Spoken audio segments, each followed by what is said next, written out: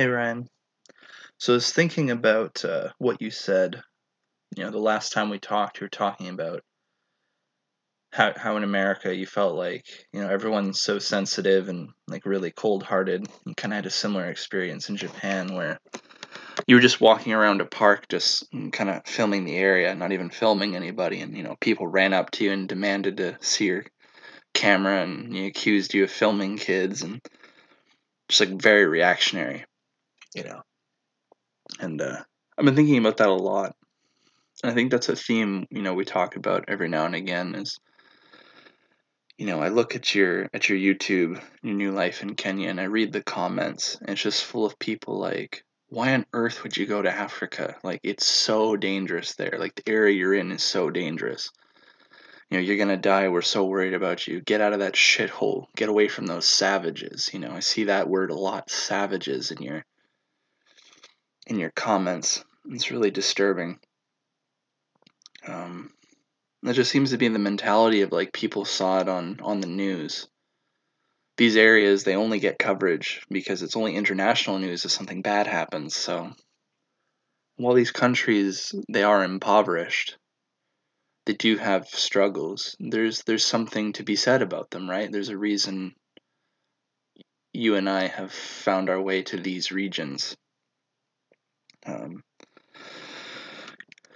I noticed in the West, everything's just about like their 401k and how much money they can make, and everything's about the free market and just work hard. And I think Japan's really like that, right? Like everything's about corporate culture, and then corporations basically run Japan. There's even less democracy there, where it's just all about the profits and work 70, 80 hours a week for this company and just make money. But then all the social problems, the thing I've noticed is a lot of third world and second world countries, their problems are on the surface, right? Like they're very impoverished, where they live near a war torn area, or they've had sanctions on them for something the leader did, or really kind of obvious on the nose problems, and they're serious problems.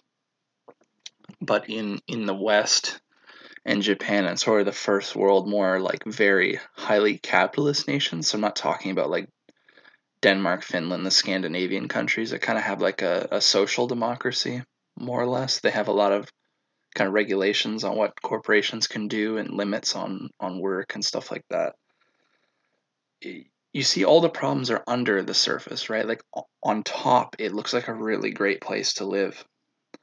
When you live there for a long period of time or you're born there, like we were, you notice these things more acutely, I think. Like the opioid crisis that like tens of thousands of people are like killing themselves with drugs, or just the drug crisis in general. You've got rampant alcoholism, just like a culture that totally embraces just getting shit faced. And you get the single parent phenomenon. You've got all these kind of lots of domestic abuse in the West too, like just things that are under the surface that are in the privacy of the home, or just like cultural problems, like just like widespread depression. Like how many millennials are on anti-anxiety meds and stuff like that? And not that I'm questioning, I know a lot of people question whether that's just overprescribed, but that's a discussion for another day. Just take it on that alone. There seems to be a lot of problems under the surface, especially Japan, for like suicides and just the bullying culture there, and just work until you're dead, just keep that machine going, just get those profits up. Yeah, we broke records. We broke records. That was last quarter. What have you done for me lately? Keep working to death. And like you said, those people in the park, and just like a really cold attitude towards outsiders or any, that kind of stuff. And I can see you sort of finding happiness in a simpler way, you know, where you're at in Africa, and just the warmness of the people. And, you walk by and like people you don't even know are like offering you what little food they have. And I've noticed that too, man, like especially Japan. Like I remember being there and seeing a homeless guy like passed out in the middle of the street, right? Just out. And everybody just walked by him.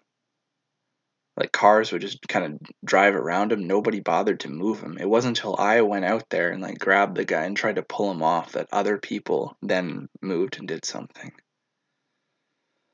You know, in the areas that I've traveled to, like in Kurdish areas in the Middle East, like something like that happened, man, they would all come out to help.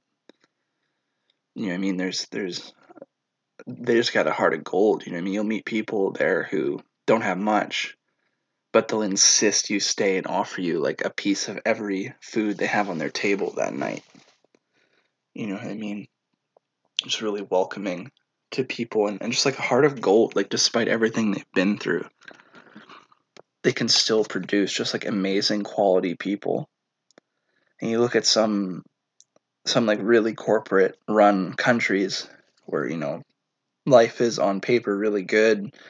They're all depressed and they're all, morbidly obese and they're really cold-hearted. Of course, that can't be not the obese part for Japan, but the West, certainly America, places like that are. I know you felt that coldness and like you said to me before, there's just like a warmness and a compassion you feel in the people there that you don't elsewhere. And that's why when I read stuff like in your comments, like they're just a bunch of savages. You're gonna get killed any moment and get away from them. Like you, those icky brown people. Like you need to come back here. It's like, man, if you see life that simply, I guess you see life that simply. It's us versus them, huh? That's never led anywhere bad. And I know you're really finding yourself there, and I think that's great. And you just see you see a different side of life and a way to live and be happy simpler. And I found that too, man. I find people, you know, that will give you every piece of food off their table, that would shelter you and take you in, and you'd never see something like that in the West just because of like liability laws and all the, stuff that you hear about over there. Squatters' rights and all these kind of weird, complicated political reasons, but it seems like it's stopped producing happiness, right? Like you don't find many happy people, even though the situation there is supposedly really good. It's just all the problems are under the surface and not on top. And you wonder like if that just chasing the next quarterly upgrade, like if that is just sustainable forever and what's going to come of that. And people say like because people keep saying in your comment section like you got to get out of there, you're going to get killed. It's like, well, you've been there quite a while and nothing's happened to you yet. It's just like anywhere, man. Like you can go to Bahrain, you can go to Jordan, you can go to Kurdistan.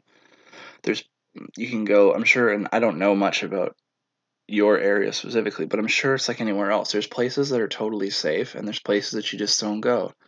And I love that people act like that's not the way it is in their country either. Like you do not walk around, Detroit or Compton late at night by yourself.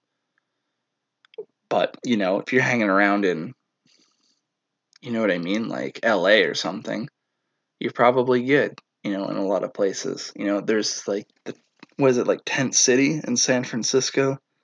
Like where all the drug addicts are. Like, yeah, it's a little dangerous around there, but you just keep your wits about you, and you know the area, right? It's this kind of idea of like that stuff never happens in the West. Totally peaceful here. You have to leave or you're gonna die immediately. It's like, well, why aren't you dead yet? I've been living outside of the West for 6 years. I'm not dead yet. It's just this weird us versus them ignorance, and I don't know what they're. I don't know, man. It's weird. It's weird to see people who just don't understand what kind of happiness you're looking for, what you're looking to explore, understand, or learn about, and they think they have to know better than you, even though they've never been there. And they just gotta tell you how terrible it is because they saw it on the news one time. It's just this weird thing. And then when you examine like their lives, like a few of them I clicked on their YouTube page and like went and saw their Twitter and stuff, and they're just miserable, just posting all day about hating their job and ranting about this socialist issue or talking about how much they hate that group within their country, Americans. It's like, man, I don't know if they'll ever get it, but I'm really happy to see that you're exploring and you're finding yourself and happiness in a place where people wouldn't expect to. And I think we'd have a better world if more people traveled and saw something outside of their own bubble.